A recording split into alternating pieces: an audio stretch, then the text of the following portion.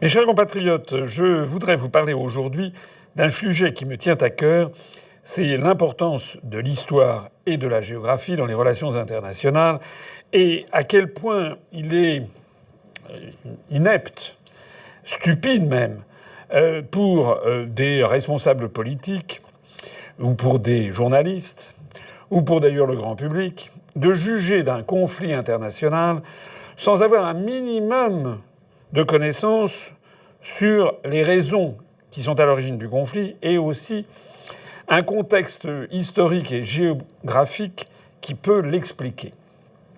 Rien n'illustre mieux mon propos que le conflit qu'il y a actuellement entre la Russie et l'Ukraine, puisque, si j'en crois le narratif officiel, ce qui est débité 24 heures sur 24 par les grands médias du pays, ce qui semble d'ailleurs être perçu comme tel par la grande majorité de nos responsables politiques qui ne vont pas chercher midi à 14 heures, c'est qu'on a l'impression d'un pays sympathique, gentil, brave, qui s'appelle l'Ukraine, voilà, qui, telle Blanche-Neige, d'un seul coup est tombée sur le grand méchant loup, et avec un ours sanguinaire, la Russie qui a commencé à vouloir intervenir sans raison, comme ça, subitement, en voulant lui piquer ses provinces, et que tout ça est absolument scandaleux, et donc que l'Occident, qui doit défendre la veuve et l'orphelin, il est normal que l'on se mobilise, que tout le monde se mobilise, qu'on dépense des centaines de millions d'euros des Français pour défendre cette cause, pour faire entrer tout de suite ce pays dans l'Union européenne sans tenir compte des coûts énormes que cela impliquerait. J'ai fait déjà une vidéo là-dessus. Mais ça, c'est quand même ahurissant. La moindre des choses dans n'importe quel sujet, que ce soit pour, je ne sais pas, un problème juridique, que ce soit sur un crime, que ce soit sur un conflit commercial, que ce soit sur une maladie, etc. La première chose que fait un juge, que fait un médecin, que fait un avocat, etc., c'est de partir à la recherche des causes. D'où tout ceci vient-il ? Alors je voudrais ici vous parler très simplement, d'abord parce que je ne suis pas moi-même un expert, je suis simplement un amateur de l'histoire et donc j'aime bien me documenter. Il se trouve par ailleurs que je suis allé sur les lieux. Il y a quelques années, je suis allé à la fois en Ukraine, à la fois à Kiev, à Odessa, mais je suis aussi allé en Crimée, donc je connais quand même un petit peu les lieux. Je suis aussi allé à Moscou. Mais également, je voudrais vous attirer votre attention sur le panorama général de la géographie et de l'histoire dans lequel se situe le conflit actuel. La toute première chose à dire, je fais vraiment quelque chose de très simple, mais pour que les gens comprennent bien, c'est que ce que l'on appelle actuellement l'Ukraine est un pays qui se trouve sur une partie de l'Europe de l'Est qui est à peu près plate comme la main. Voilà, c'est essentiellement des plaines. Ce sont des plaines qui vont à peu près depuis la mer Baltique jusqu'à la mer Noire. Voilà. Il n'y a pas de relief extraordinaire. Il y a des reliefs à l'ouest avec notamment la fin des Balkans au sud du côté de l'actuelle Bulgarie et Roumanie. Il y a également la fin de la chaîne de montagnes que l'on trouve en Tchécoslovaquie, mais sinon, ce sont des grandes plaines. Et ce sont des grandes plaines qui vont aller en Russie très loin, jusqu'au mont Oural, qui se situe à plusieurs milliers de kilomètres de là. Les monts Oural, qui d'ailleurs sont des monts qui ne sont pas très élevés, qui ressemblent un petit peu aux Vosges, donc qui ne sont pas des monts qui font des reliefs et qui définissent des frontières claires. Voilà. Donc la première chose à savoir, c'est que nous sommes sur un terrain extraordinairement plat. Il n'y a donc pas des montagnes élevées, comme peuvent l'être l'Himalaya, les Pyrénées, les Alpes, qui sont des frontières assez logiques entre les peuples. Là, on est dans un système de plaines avec des populations diverses et variées et qui se sont entrechoquées au cours des siècles. Alors, à partir de ce moment-là, il faut regarder quelle a été l'évolution des frontières des États. Or, l'Ukraine que nous connaissons est un pays qui est de création tout à fait récente. Je ne dis pas qu'il n'y a pas une culture ukrainienne, il y a une culture ukrainienne. Mais le peuple ukrainien est un peuple composite, en fait.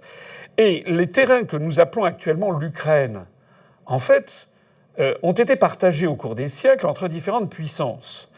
Et je voudrais en particulier évoquer les trois puissances qui se sont partagées le territoire qui actuellement s'appelle l'Ukraine. Il y a d'abord la grande partie du nord-ouest et qui a été en continuité avec les grandes plaines polonaises. Et sans entrer dans le détail de l'histoire de la Pologne, il faut savoir qu'il y a eu ce que l'on a appelé l'union polono-lituanienne entre la Pologne et la Lituanie, également la République des deux nations. Et j'ai retrouvé pour vous une carte qui est dans un atlas français de 1885 qui représente cette partie du territoire de l'Europe à la fin du XVIIIe siècle, aux alentours de 1760. Regardez cette carte, voilà, la voici de façon générale, et la voici de façon plus précise. Vous voyez qu'au nord-ouest, il y a sur cette carte, vous avez cette union, cette République des deux nations polono-lituanienne, qui correspond actuellement à justement toute l'Ukraine de l'Ouest, qui est peuplée d'ailleurs de populations plutôt regardant vers la Lituanie ou la Pologne, essentiellement d'ailleurs un peu consanguines, si l'on peut dire, et qui n'ont rien à voir avec les Russes.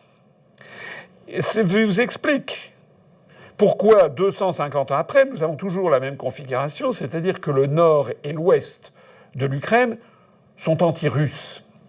Ça vous explique aussi pourquoi, lorsque l'Allemagne nazie est intervenue pendant la Seconde Guerre mondiale, elle a trouvé des complicités dans cette partie de l'Ukraine soviétisée à l'époque contre la Russie soviétique.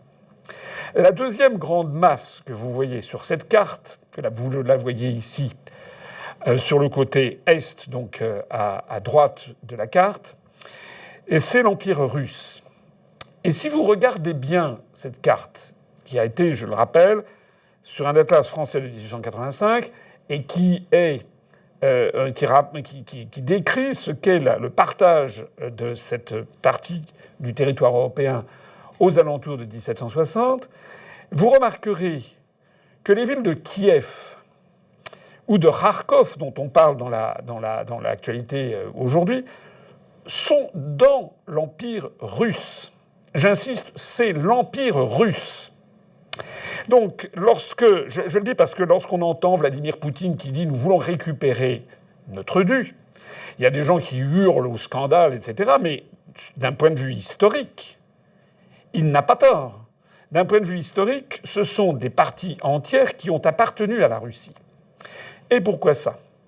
Parce que, j'ai déjà eu l'occasion de le dire, en 1654, il y a eu un traité qui s'appelle le traité de Péréyoslav, qui est une ville d'ailleurs de la partie nord de l'Ukraine.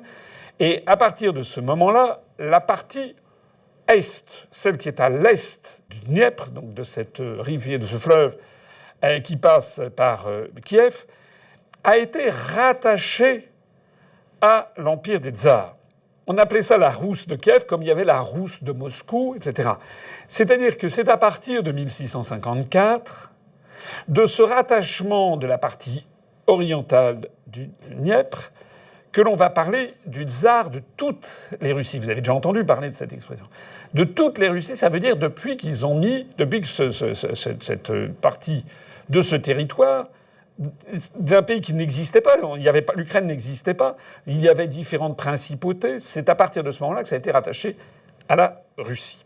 Alors 1654, pour fixer un peu les idées, c'est à l'époque Louis XIV est jeune, c'est avant d'ailleurs que Louis XIV rattache au royaume de France des villes comme la ville de Lille par exemple, ou bien les conquêtes qu'il y a eu dans le nord-est de la France du côté de l'Alsace. Je rappelle que la Corse a été rattachée à la France nettement plus tard, en 1769. Je rappelle que beaucoup plus tard, vous avez eu le rattachement du comté de Nice ou de la Savoie, qui ont été obtenus par une négociation entre Napoléon III et Cavour, l'équivalent du Premier ministre, président du Conseil, proche de Victor Emmanuel de Savoie, au moment de l'unification italienne, en échange du soutien de la France à l'unification italienne et à la Maison de Savoie. La Maison de Savoie nous a donné en 1860 la Savoie et le comté de Nice. Donc vous voyez que là, on est en 1654.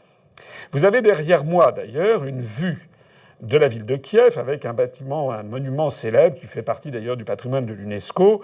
Je m'y suis rendu, c'est tout à fait magnifique. Je me suis rendu, c'était à l'époque d'ailleurs de Gorbatchev, puisque ça faisait partie de l'Union soviétique, et où il y a cette célèbre laure, laure de Kiev avec des grottes. C'est un bâtiment qui a, comme vous le voyez, typiquement l'architecture typique des églises orthodoxes. Et l'église ukrainienne orthodoxe a été rattachée jusqu'à il y a quelques semaines d'ailleurs, était rattachée à l'église russe orthodoxe, au patriarche de Moscou.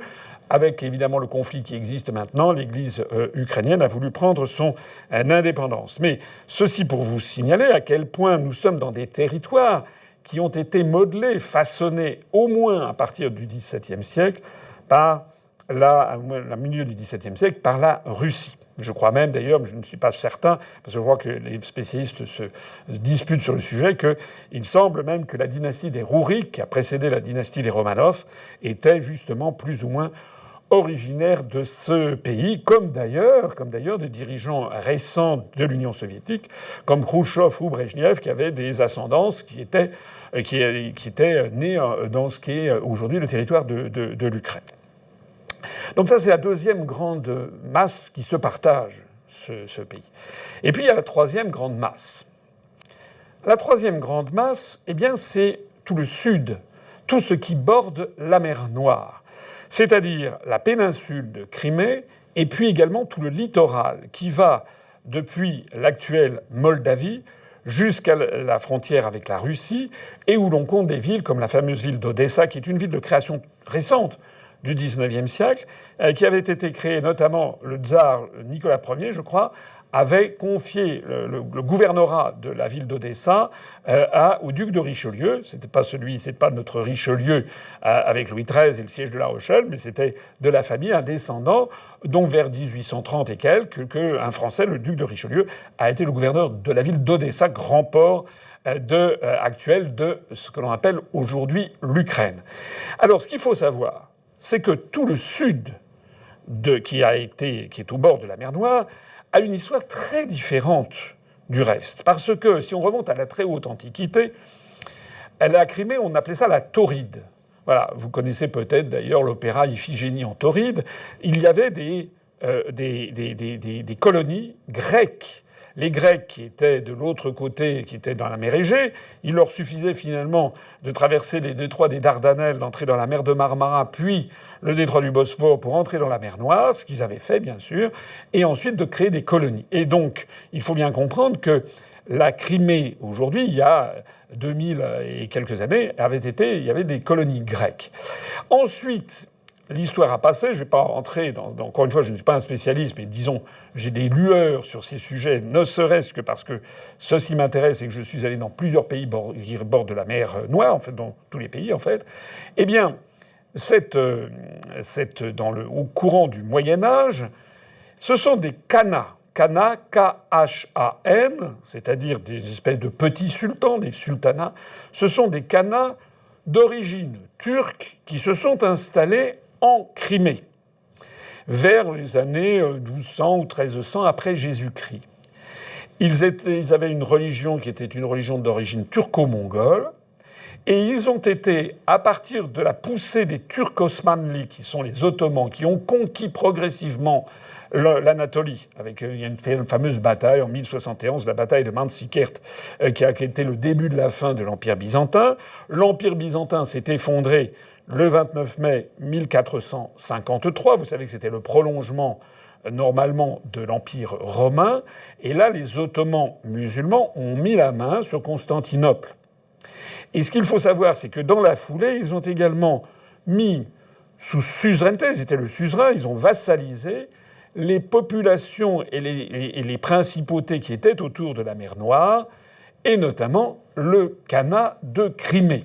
Alors, ici, je vous montre une photo qui représente ce qu'était le Khanat de Crimée vers l'an 1600, qui était vassal de l'Empire ottoman. Et là, je reviens à la carte de mon atlas de 1885. Vous voyez que tout ce qui est en vert sur cette carte, en fait, c'est le Khanat de Crimée sous suzeraineté ottomane. Vous voyez dans mon dos, on a changé la photo, ça n'est plus ici la Sainte-Laure de Kiev, où l'on voyait la tradition byzantine, la tradition orthodoxe russe. Ici, il s'agit du Saray, du Khan Saray, c'est-à-dire du palais du Khan que l'on trouve à Bakhchi-Saray, qui se trouve être en Crimée, un peu à mi-chemin, pas tout à fait, mais entre Sébastopol et Simferopol, et que l'on visite aujourd'hui. J'y suis allé moi-même lorsque j'avais été invité par la Douma de Sébastopol à venir fêter le 70e anniversaire de la victoire sur le nazisme. C'était en 2015. Alors, regardez ça. Vous voyez ici, d'un seul coup, qu'on a complètement changé d'univers. Là, on a quelque chose qui ressemble beaucoup plus au paysage que l'on va trouver dans les Balkans musulmans ou que l'on va trouver à Istanbul, avec des espèces de minarets et avec un palais d'ailleurs à l'intérieur duquel on trouve qu'il y a un monument qui est très célèbre au cœur des Russes, qui est ce qu'on appelle la fontaine des larmes, puisque l'histoire veut que l'un des sultans, c'était l'un des khans de cette période, était tombé amoureux d'une femme parmi dans son harem, celle-ci était morte et donc il avait été inconsolable, il avait beaucoup pleuré.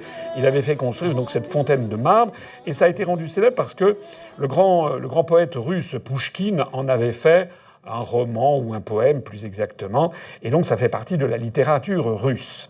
Alors pourquoi je vous raconte ça ? Parce que, comme vous le savez peut-être, j'ai déjà eu l'occasion de le dire, la grande Catherine de Russie, Catherine II, qui était une Allemande à l'origine, qui avait été mariée avec l'empereur, et puis elle s'en était débarrassée assez rapidement après son mariage.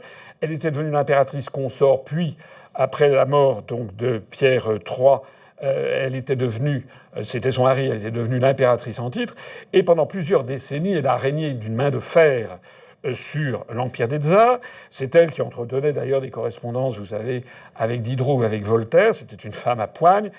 Si Catherine II est appelée, restée dans l'histoire de la Russie comme étant Catherine la Grande, c'est parce que justement, ça a été un grand tsar. Elle était l'impératrice de toutes les Russies, mais elle a eu une politique absolument déterminée d'agrandissement de l'Empire russe, et en particulier pour profiter du début d'affaiblissement de l'Empire ottoman qui commençait à entrer en phase de décadence. Et il faut absolument savoir, pour l'histoire qui nous intéresse, qu'à partir de 1768, Catherine II a lancé une campagne de guerre contre l'Empire ottoman, la guerre russo-turque de 1768, qui a duré jusqu'en 1774 et qui s'est achevée par un traité, le traité de Kursk-Karanjik, c'est un nom qui ne m'est pas très familier, qui a été signé et pour consacrer la victoire de la Russie. Cette guerre de 1768-1774, vous voyez ici d'ailleurs un tableau allégorique qui a été peint quelques années après, qui représente Catherine II triomphant de l'ennemi turc. Cette guerre a été menée par le prince Potemkin qui, entre autres qualités, était un grand soldat, mais était aussi l'amant de l'impératrice. Et vous connaissez cette fameuse histoire où, paraît-il, visitant certaines des terres conquises dans le sud de la Russie, Potemkin aurait fait installer des panneaux pour montrer, en fait, des villages qui en réalité n'existaient pas. On les a appelés les villages Potemkin. Ce qu'il faut savoir, c'est que de 1768 à 1774, et c'est super important pour l'analyse des événements en cours, eh bien, le projet était de conquérir le sud des steppes de l'actuelle Ukraine, qui relevait soit du Khanat de Crimée, soit de l'Empire ottoman, et d'en faire ce qui a été appelé la Novia Rossia, la Nouvelle Russie. La Nouvelle Russie qui comportait d'ailleurs un certain nombre de villes, enfin qui ne comportait pas, mais où ont été créées par Potemkine un certain nombre de villes nouvelles. Par exemple, et c'est assez amusant, l'histoire est très intéressante, puisqu'il s'agissait de terres qui avaient été anciennement grécisées ou anciennement ottomanisées et auxquelles les Russes ont apporté des noms soit d'origine grecque, soit d'origine russe, mais à partir de noms grecs. Je vais prendre quelques exemples. Par exemple, la ville de Mélitopol, ça veut dire la ville, Pol en russe, ça vient de polis en grec d'ailleurs, c'est-à-dire la ville, et Mélitopol, c'est la ville du miel.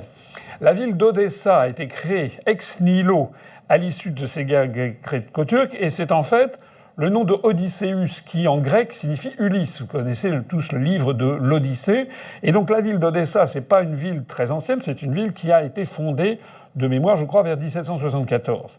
De la même façon qu'on parle beaucoup ces jours-ci de Kherson, qui a été repris par les Russes, Kherson a été fondée par les Russes à partir d'une ancienne ville qui s'appelait Chersonèse.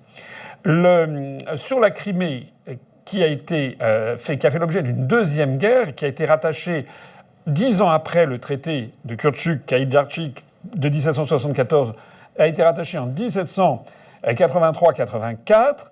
La Crimée a été rattachée, donc prise à l'Empire ottoman et au Khanat de Crimée. Il y avait une ville qui était centrale, qui s'appelait Akmeshit, ça veut dire la mosquée blanche. En turc, Ak, ça veut dire blanc et Kara veut dire noir. Pour la petite histoire, Denise signifie la mer, donc la mer Noire en turc, c'est Kara Denise. Là, c'était Akmeshit, la mosquée blanche. Les Russes l'ont rappelé Simferopol, c'est-à-dire la ville du bien commun. Du bien commun pour installer les Russes sur place. De la même façon qu'ils ont créé le port de Sébastien, Sébastopol, le port de Sébastien. On trouve encore d'autres noms de villes créées par les Russes. Je pense à Théodosie qui se trouve tout à fait à l'extrémité de la Crimée. Là aussi, toutes ces villes ont été créées entre 1773 et 1784. Pourquoi je vous raconte tout ça ? Parce que ce qu'il est fondamental de comprendre, et que les Russes aujourd'hui ont à l'esprit, et que Vladimir Poutine, Sergueï Shoïgu, son ministre de la Défense, Sergueï Lavrov, son ministre des Affaires étrangères, les élites russes, les intellectuels russes, les députés russes, le peuple russe, c'est que tout ça, c'est chez eux. Novia Rossiya, la nouvelle Russie, c'est eux qui l'ont créée à la fin du XVIIIe siècle, entre 1774 et 1784. Et c'est là qu'ils ont implanté des Russes. Voilà. C'est-à-dire que, et ça, on ne peut pas comprendre la situation, si on ne comprend pas que les Russes se sentent revenus chez eux, avec la guerre actuellement en cours, alors que les Européens, les Français, les Allemands, les Polonais, mais aussi les Américains, n'ont aucun lien historique. Aucun lien historique, de même d'ailleurs que les Polono-Lituaniens, qui vivent du côté de Lvov, dans le nord-ouest de l'actuelle Ukraine, n'ont aucun lien historique avec toute cette histoire. C'est-à-dire que lorsque Vladimir Poutine dit nous récupérons ce qui nous appartient, en Occident, on dit, vous voyez, c'est un scandale, c'est un nouvel Hitler, il peut mettre la main sur, etc., la Pologne, la Hongrie, la Roumanie, puis bientôt ça sera l'Allemagne et la France, c'est un nouvel Hitler. Non, c'est totalement faux. Il s'agit dans la mentalité, je ne dis pas qu'il a forcément raison, je dis simplement que dans sa mentalité, il s'agit de récupérer, comme la France a voulu récupérer l'Alsace-Lorraine après 1870. C'est exactement le même sentiment. Voilà. Et j'ajouterais que les populations russes qui se sont installées après ces deux guerres russo-turques, celle qui a permis de rattacher la Nouvelle-Russie à l'Empire russe, puis celle qui a permis de rattacher la Crimée à l'Empire russe, donc à la fin du XVIIIe siècle, se sont accompagnés de transferts de population avec beaucoup de Russes venus de Russie qui s'y sont installés. Et donc les populations russophones actuellement du Donbass, de tout le pourtour de la mer Noire et de Crimée, sont les descendants de ces Russes qui sont venus s'installer il y a 250 ans. Et ce sont ces personnes qui ont subi un martyre depuis 2014, lorsque le gouvernement Zelensky, installé par les Américains, a commencé à les bombarder et à les empêcher de parler le russe. Vous comprenez d'un seul coup, en reprenant toute cette histoire, à quel point la présentation qui nous en est faite en Occident est fallacieuse et à quel point il y a des arguments très solides de la part de Vladimir Poutine et de la partie russe pour essayer de récupérer et de sauver des gens qui, en fait, sont issus de la Russie. Exactement comme en France, tout au long des années 1871-1914, eh bien, les Français considéraient que les Alsaciens étaient indûment passés sous la tutelle de l'Empire wilhelminien, de l'Empire bismarckien, et qu'il était naturel qu'ils leur viennent en aide pour les rassembler dans la mère patrie. Au XXe siècle, tout ceci a finalement explosé avec la Première Guerre mondiale, et il y a eu un redécoupage des frontières où on en a finalement sorti d'un chapeau, si l'on peut dire, plusieurs tentatives de république. Il y a eu par exemple une république pour prendre la Ruthénie. La Ruthénie avait été rachetée, c'est le bout d'un petit bout des Carpates qui a été rattaché en 1918 à la République de Tchécoslovaquie, et puis qui ensuite lui a été retiré. Et puis il y a eu, au bout du compte, l'Union soviétique qui a envahi au moment de la Seconde Guerre mondiale, a mis la main sur tous ces territoires, puis en 1944-45, ont totalement redécoupé le paysage, avec la Pologne qui a été totalement transférée vers l'ouest. Les vainqueurs de 1945 ont pris au Reich allemand la Silésie, c'est la partie actuellement occidentale de la Pologne, qui était allemande. Il y a eu des transferts de population massifs. Les Allemands ont été chassés. C'est ce qu'on appellerait ça aujourd'hui de l'épuration ethnique. Les Polonais donc ont été priés d'aller s'installer en Silésie et puis de dégager la place pour laisser de la place plus importante à la Biélorussie et à l'Ukraine, ainsi créée. Vous avez ici une carte que j'ai trouvée sur Internet qui montre le remue-ménage général des frontières qui ont eu lieu. Vous voyez qu'il y a des portions qui ont été prises à la Pologne, qui ont été prises à la Roumanie, qui ont été prises à la Tchécoslovaquie, la fameuse Ruthénie, qui avait d'ailleurs été une petite république pendant quelques mois, qui avait été indépendante. Mais cette portion-là avait été autrefois rattachée à la Hongrie. Vous voyez également comment la Crimée il y a eu des moments qui ont varié entre l'appartenance. La Crimée, en fait, appartenait à l'Empire russe. Et c'est seulement, j'ai déjà eu l'occasion de le dire, en 1954, on n'est pas là, on ne remonte pas au XVIIe siècle, c'est en 1954 que Khrouchtchev, qui était, comme je vous l'ai dit tout à l'heure, en partie d'origine ukrainienne, et qui, d'après certains, voulait augmenter la proportion de russophones dans la République socialiste soviétique d'Ukraine, a, à l'occasion du tricentenaire du fameux traité de Péréoslav de 1654 dont je parlais tout à l'heure, décidé de rattacher la Crimée à la République socialiste soviétique d'Ukraine, sachant qu'elle appartenait auparavant à la République socialiste fédérative de Russie. À l'époque, personne n'avait songé aux conséquences funestes de tout ça, puisque à l'époque, tout ceci appartenait à l'URSS. Staline avait, d'une main de fer, imposé un régime soviétique, notamment aux Ukrainiens qui voyaient à la fois leur pays créé, mais d'un autre côté sous férule soviétique. Il y a eu le fameux épisode dit Holodomor, où Staline a organisé une famine délibérément pour affamer, tuer sans doute des centaines de milliers de personnes, et tout ça pour avoir un pays sous la botte soviétique.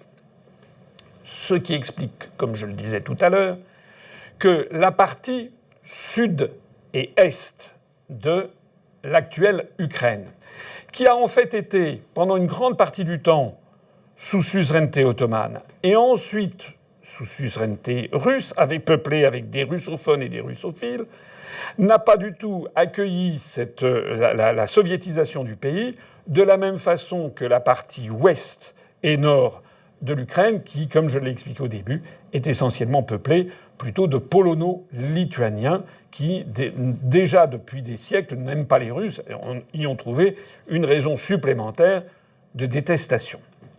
Alors, lorsqu'en 1991, l'Union soviétique s'est désintégrée, la République socialiste soviétique d'Ukraine, eh bien, c'est le principe dans le droit international de la succession des États, est devenue indépendante dans les frontières qu'elle occupait dans le cadre de l'URSS, et donc a récupéré à cet égard cette péninsule de Crimée que Khrouchtchev avait cédée en 1954 par une espèce de jeu d'écriture, mais ça avait été codifié en droit international. Et donc, personne ne pensait que ça aurait les conséquences terribles que ça a pu avoir, puisque dans cette péninsule de Crimée, il y a, je vous l'ai dit, le port le plus important de la marine russe. Alors, dans les années qui ont suivi l'indépendance de la Crimée, il y avait eu un accord, une espèce de gentleman agreement, qui avait été passé entre les autorités de Kiev et les autorités de Moscou, comme quoi Kiev restait un pays, on peut dire un peu satellisé, un peu un satellite, c'est-à-dire que tout en étant un pays indépendant, il veillait à ne pas entrer dans l'OTAN, à ne pas entrer dans l'Union européenne. Il veillait à être une espèce de glacis de protection de la Russie. Il veillait aussi à ne pas brimer les populations russophones et russophiles de l'Est et du Sud, et les populations de la Crimée qui doivent leur fidélité à Moscou. C'est vers Moscou, c'est vers le monde russe. Ils sont d'ailleurs orthodoxes, à la différence de beaucoup d'habitants de l'Ukraine de l'Ouest, qui, eux, sont des catholiques uniates, donc ils n'ont pas la même religion. Et donc ceci a duré, en fait, jusqu'en 2014. Jusqu'en 2014, où les autorités de Kiev et les autorités de Moscou sont convenues de ce gentleman agreement, finalement, qui devait satisfaire un petit peu tout le monde.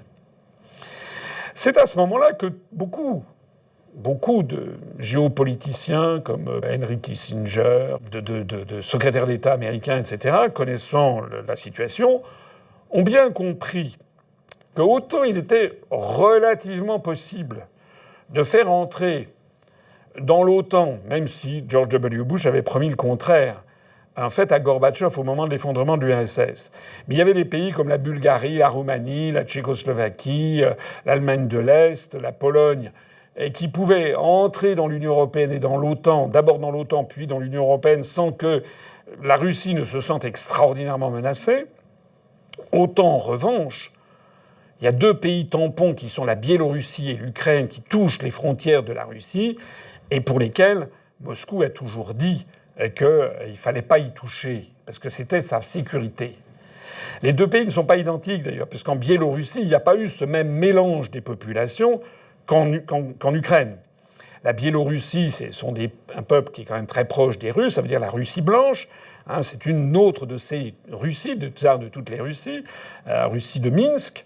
Donc l'actuel régime de Loukachenko est considéré à juste titre comme très proche du régime de Moscou et ne pose pas pour Moscou un problème de sécurité puisque c'est dirigé par un autocrate, je ne dis pas le contraire, mais quelqu'un qui ne menace pas la sécurité de la Russie.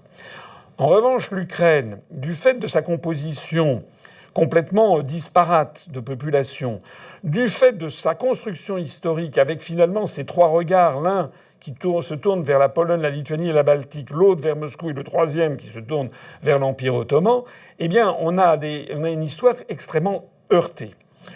Aujourd'hui, normalement, lorsque la Russie dit qu'elle intervient parce que les populations russophones et russophiles ont été maltraitées depuis 8 ans, ont été bombardées depuis 8 ans, que les accords de Minsk de 2014 n'ont pas été respectés, je suis désolé de le dire, mais la Russie, elle a raison. Parce que le pouvoir à Kiev est un pouvoir revanchard qui n'a pas voulu accepter les accords de Minsk et qui a voulu imposer une vision de l'Ukraine qui ne correspond pas à l'histoire de l'Ukraine. Ils ont voulu imposer une vision où ils ont voulu en fait ukrainiser totalement l'Ukraine. Ils ont voulu faire disparaître les cultures, la langue russe, la russophilie de ces populations qui, depuis des siècles, depuis au moins 1783 en Crimée, et depuis même plus tôt avant, depuis 1654, depuis le traité de Péroslav, puisque je l'ai montré tout à l'heure sur cette carte, Kiev ou Kharkov faisaient partie intégrante de l'Empire russe, eh bien, les autorités de Kiev et le fameux Zelensky, en fait, ont fait comme si l'histoire n'existait pas. De telle sorte qu'aujourd'hui, s'il y avait des puissances qui ont des justifications historiques, démographiques, pour se partager le territoire de l'Ukraine, il y a d'un côté la Russie, avec Kiev, Kharkov, tout l'est de la Russie et une partie du sud. Normalement, il devrait y avoir l'Empire ottoman, qui pendant des siècles a été la puissance dominante. Des villes dont on entend parler dans l'actualité comme Kherson, Mariupol, etc., ou la Crimée, ont été, vous voyez la photo derrière moi, je l'ai déjà signalé, ont été ottomanes. Sauf qu'il n'y a plus d'empire ottoman. Et que la Turquie n'est que lointain héritier de l'empire ottoman. Mais vous noterez d'ailleurs à quel point Erdogan, le résident turc, sur cette affaire d'Ukraine, est plutôt du côté de Moscou que du côté de Kiev. Parce qu'il sait très bien que les polono-lituaniens d'origine du nord et de l'ouest de l'Ukraine n'ont aucun droit ni titre pour s'imposer sur le littoral et s'imposer en Crimée. Alors que Erdogan, qui connaît son histoire, sait très bien que la Grande Catherine, en 1783, a mis la main sur la Crimée et qu'elle a entièrement russifié. Voilà, il le sait. Donc il ne veut pas non plus totalement soutenir la Russie, mais entre les deux, il sait que la Russie a de très sérieux droits historiques sur toute cette partie du territoire. Ce n'est pas la seule raison pour laquelle Erdogan soutient ainsi, essaie de jouer les bons offices entre les partis, mais il se trouve que l'histoire lui donne justement ce rôle d'essayer de trouver une espèce de compromis entre les partis. Voilà. Alors je voulais vous dire tout ça pour vous dire qu'une fois qu'on connaît tout ça, on se dit que ce qu'on raconte aux enfants des écoles, ce qu'on raconte aux téléspectateurs, c'est vraiment... ça n'a aucun rapport avec la réalité. Il faut bien comprendre qu'il y a des oppositions extraordinairement ancrées dans la population ukrainienne entre ceux qui détestent les Russes et ceux qui les aiment. Depuis quelques jours, d'ailleurs, la télévision française commence maintenant à changer de discours parce que tout le monde a compris que la Russie est en train de mettre la main sur l'est de l'Ukraine. La Crimée s'est fait depuis 2014, et sur le sud, parce qu'en réalité, la Russie est bien accueillie par les populations. Il y a eu des reportages un peu nouveaux, c'est le moins qu'on puisse dire, même sur France 2. La ville vient de tomber. Nous sommes parmi les tout premiers journalistes à y entrer. Des habitants saluent les soldats séparatistes pro-russes qui nous accompagnent. Les pro-ukrainiens semblent partis. Les habitants que nous interrogeons disent être contents de l'arrivée des Russes. J'ai envie de crier, crier de joie. Pour les autres, je ne peux pas dire. Mais autour de moi, tout le monde est comme ça. Je pense que les Russes sont comme moi, et moi comme eux. Ils font même accrocher à des enfants le drapeau de la victoire de l'armée rouge sur l'Allemagne nazie. Certains habitants applaudissent. Vous êtes le futur, dans le futur de la Russie. On a vu d'un seul coup que la réalité n'était pas celle qu'on nous avait racontée. C'est qu'il y a des populations dans l'Est et dans le Sud de l'Ukraine qui accueillent comme des libérateurs les forces russes parce qu'elles étaient brimées par les autorités de Kiev. On leur empêchait d'avoir leur religion, de parler le russe. On leur empêchait de vivre comme elles l'entendaient depuis 8 ans. Dans cette vidéo, j'essaie de montrer à quel point la connaissance de l'histoire et de la géographie sont fondamentales pour comprendre une situation. Regardez ces photos que j'ai retrouvées. Celle-ci, on voit Vladimir Poutine dans l'un de ses bureaux qui est devant un immense planisphère et où il résonne devant une carte. Regardez cette autre photo. C'est la photo du président turc de l'époque, Süleyman Demirel, recevant le président américain de l'époque, Bill Clinton. Et là, il est en train de montrer à Bill Clinton, de lui parler de la géographie de Chypre. Vous savez que le nord de l'île de Chypre a été envahi par les forces armées turques et ont créé, depuis 1974, une république, la République de Chypre Nord, République turque de Chypre Nord, qui n'est reconnue internationalement par personne, sauf par la Turquie. Ça veut dire quoi? Ça veut dire que voilà deux chefs d'État qui sont d'ailleurs de la région, deux chefs d'État qui passent leur temps dans leur raisonnement à intégrer l'histoire et la géographie. Le problème que nous avons en Occident, c'est que nous avons affaire à des gens, des responsables politiques, qui sont en fait des irresponsables, c'est-à-dire qui n'ont pas de réponse aux questions politiques, géopolitiques, historiques et géographiques. Voilà. Je suis absolument sûr et certain que Joe Biden ne comprend strictement rien à la situation, à ce mélange des peuples, à cet enchevêtrement historique que l'on trouve dans la région. Et je suis à peu près certain que Macron non plus. Quand je vois que Macron, à l'évidence, n'a pas bien lu les accords de Minsk, ce que lui a reproché d'ailleurs Vladimir Poutine lors de cette conversation téléphonique qui a fuité, on a l'impression que Macron n'a pas vraiment regardé les accords de Minsk qui engagent la parole de la France pour protéger les populations russophones et russophiles du sud-est de l'Ukraine et que le régime de Zelensky a d'ailleurs bafoué. Si Macron n'a pas regardé ça, il est à peu près certain qu'il n'a pas regardé non plus, il ne s'est pas non plus fait briefer, comme on dit, sur la situation historique et géographique, géopolitique de l'ensemble.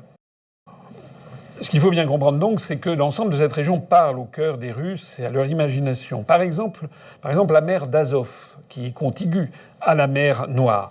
La mer d'Azov, eh bien, ça a beaucoup parlé à l'imaginaire collectif des Russes, parce que justement, il y a eu des guerres qui se sont déroulées pendant les fameuses guerres russo-turques dont je parlais à l'instant. Et il se trouve que chez moi, j'ai un ouvrage, j'aime bien les vieux ouvrages sur les voyages, j'ai un ouvrage qui date de 1893, c'est-à-dire un an avant le voyage de Nicolas II et d'Alexandra Féodorovna, la tsarine, en France à l'invitation du président Félix Faure. Nous sommes en pleine entente franco-russe. Il y a un ouvrage qui sort en France qui est édité sur un voyage du futur Nicolas II, le fils d'Alexandre III. C'est le voyage du Césarévitch, comme on disait, c'est-à-dire le fils du tsar, qui se rend en Méditerranée, au Levant, au Moyen-Orient et ensuite en Asie. Eh bien, regardez donc cet ouvrage. Si on feuillette les pages, vous verrez que on trouve à l'intérieur des reproductions de la goélette à bord de laquelle circulait le Tsarevitch et d'une espèce de frégate et qui s'appelait Souvenir d'Azov. Et plusieurs bâtiments de la marine russe se sont appelés Souvenir d'Azov. Donc pour résumer le tout, on ne peut pas comprendre la situation de la guerre actuelle si l'on ne sait pas que la Russie est présente dans toute cette région, que l'Ukraine est un pays composite qui a été créé beaucoup plus tard au XXe siècle avec des peuples qui se détestent, qu'en revanche la Russie est présente depuis le XVIIe siècle dans cette région, par le traité de Péréoslav de 1654 qui lui a octroyé donc la Rousse de Kiev, à partir de quoi elle se fait appeler l'empereur de toutes les Russies, à l'est du Dniepr avec notamment les villes de Kiev ou de Kharkov, avec le traité de Kusuk-Kainarchi ou Kainarcha de 1774, où la Russie, grâce à Catherine II et le prince Potemkin, met la main sur l'ensemble, le sud de ces steppes qu'elle prend sur l'Empire ottoman pour le rattacher à ce qu'on appelle la Nouvelle-Russie, et à partir de 1783-1784, par le traité de Jassy, qui lui donne la Crimée et qui est rattaché également à la Russie. C'est pour ça que lorsque les plus hautes autorités russes disent qu'ils sont là pour récupérer ce qui leur revient, du point de vue historique, elles ont raison. Il y a un autre pays qui pourrait éventuellement demander aussi de récupérer ce qui lui revient, c'est la Turquie. La Turquie, si la Turquie se voulait le successeur de l'Empire ottoman, mais la Turquie qui avait quand même été battue au XVIIIe siècle et qui n'a plus de volonté d'être présente sur place, d'autant plus qu'il n'a pas non plus de minorité turque significative dans toute cette région, alors que la majorité de la population de cette région est toujours bel et bien russe, russophone, russophile, d'origine russe, et l'ennemi juré des polono-lituaniens qui sont au pouvoir entre Lvov et Kiev. Donc il faut bien comprendre que une partie de l'histoire russe, depuis des siècles, se situe dans cette zone. Ceux qui disent que Vladimir Poutine va envahir l'Ukraine, et puis après ça, il va envahir la Pologne, et puis après ça, l'Allemagne et la France, etc. J'ai déjà eu l'occasion de le dire. Ceux qui comparent Poutine à Hitler ne comprennent rien. Soit ils mentent effrontément aux Français, soit ils fantasment. Voilà. Poutine, qui est un homme d'État, n'a aucune volonté d'aller se frotter aux pays d'OTAN. Il sait très bien qu'il y serait très mal accueilli. Je suis même tout à fait persuadé qu'il aura certainement beaucoup de réticence à vouloir englober l'ensemble de l'Ukraine. S'il est intelligent, il devrait conserver à la Russie la partie de l'Ukraine qui lui appartient traditionnellement. Et l'autre partie, il devrait la laisser. Peut-être que l'accord de paix pourrait être celui-là, avec une Ukraine qui serait devenue beaucoup plus unifiée parce que fondée sur un même peuple qui est le peuple d'origine polono-lituanienne. Il pourrait même d'ailleurs faire un partage de l'Ukraine avec la Pologne et puis la Hongrie, voire la Roumanie, auquel il pourrait redonner des petits... La fameuse île aux serpents, par exemple, dont on parle beaucoup, et dont il paraît qu'il y aurait des gisements d'hydrocarbures. C'est peut-être une des raisons pour lesquelles certains, paraît-il, se disputent cette fameuse île aux serpents, qui est inhabitée. Mais cette petite île aux serpents, en fait, appartenait à la Roumanie. Donc il y a peut-être dans tout cet environnement un accord de paix qui se profile et qui permettrait en fait de corriger les erreurs qui ont été faites, dramatiques, qui ont été faites notamment sous l'impulsion de Staline, de vouloir créer cet État multiethnique, multiconfessionnel, avec des gens qui, au fond, ne s'entendent pas depuis des siècles. Voilà, je voulais vous dire tout ça. Les photos que je vous ai montrées tout à l'heure de Vladimir Poutine devant son planisphère ou du président Suleiman Demirel devant la carte de Chypre et présentant ça au président Clinton. Je suis persuadé que Erdogan, dans son bureau, doit avoir un planisphère. Je crains que Macron n'ait pas dans son bureau un planisphère. Je crains qu'il ne connaisse pas grand-chose en fait, à toute l'histoire que je viens de vous résumer, avec évidemment des simplifications excessives qui vont peut-être faire grincer les dents certains historiens pointilleux. Mon objectif, c'est pas de faire de l'histoire, c'est simplement de faire de la bonne vulgarisation pour que le grand public comprenne à quel point c'est compliqué et que le grand public comprenne à quel point les uns et les autres ont des raisons d'agir comme ils agissent. Voilà. Normalement, un chef d'État français devrait d'abord et avant tout, avant de prendre quelque décision que ce soit, se faire bien expliquer par des spécialistes l'ensemble de l'histoire de cette zone, regarder les cartes, regarder les conflits depuis des siècles, voir les constances historiques et ensuite prendre une décision. Et à condition, bien sûr, que la France soit un pays libre, indépendant et souverain de ses décisions. Nous ne sommes plus un pays libre, indépendant et souverain. Nous sommes dirigés par des gens assez largement incompétents, beaucoup trop jeunes, ou alors quand ils ont la maturité, ils ne connaissent rien. On l'a vu avec ce pauvre Le Drian, qui était quand même un ministre des Affaires étrangères zombie, en fait, qui ne comprenait rien du tout à ce qu'il faisait.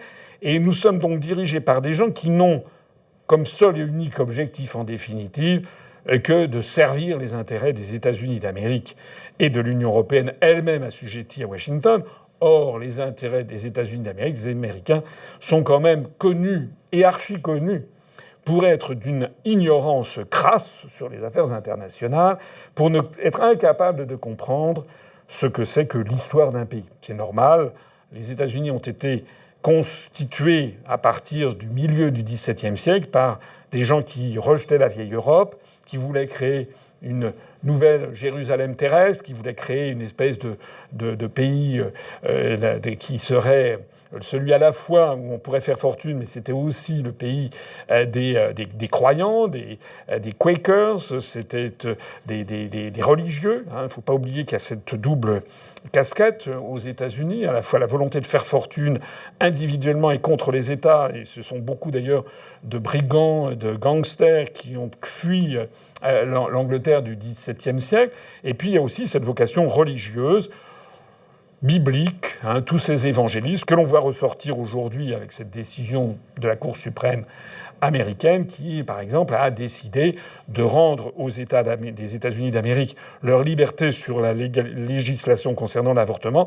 Et l'on découvre que de nombreux États du Middle West américain, qui sont travaillés par les églises et par les évangéliques, vont interdire l'avortement. Donc ce pays des États-Unis d'Amérique a lui-même sa propre histoire et ne connaît mais rien du tout à la complexité de l'histoire européenne et en plus de ça à la complexité des Balkans et du monde russe. Alors tout ceci est malheureusement très grave. Si c'était un débat de spécialistes et d'historiens, je ne vous en parlerais pas. Mais ce qui est très grave, c'est que se joue peut-être ici la Troisième Guerre mondiale. Et que nous devrions donc avoir affaire à des dirigeants qui devrait être d'une extrême prudence et d'un extrême souci de bien comprendre l'histoire avant de prendre quelque décision que ce soit. Et si Macron avait fait ce travail, et si la France était un pays souverain et indépendant, jamais, jamais, jamais la France n'aurait pris les sanctions à l'égard de la Russie. Jamais nous ne nous serions mis dans les pas du régime de Kiev. Et au contraire, nous aurions essayé d'apparaître comme une puissance d'équilibre, appelant tout le monde à la raison et à respecter les peuples et les nations, comme c'est la vocation de la France, comme nous l'avait rappelé Charles de Gaulle. Voilà, j'espère que ceci vous a intéressé. C'est peu habituel, je le reconnais, qu'un responsable politique français s'adresse à ses compatriotes comme je le fais. Mais si je le fais ainsi, c'est parce que je respecte l'intelligence de mes compatriotes et parce que je pense qu'il est fondamental que l'on fasse de la bonne éducation populaire pour éviter que la France se trouve embarquée dans un truc comme on s'est retrouvé en 1914 avec des millions de morts à la clé. Vive la République et vive la France.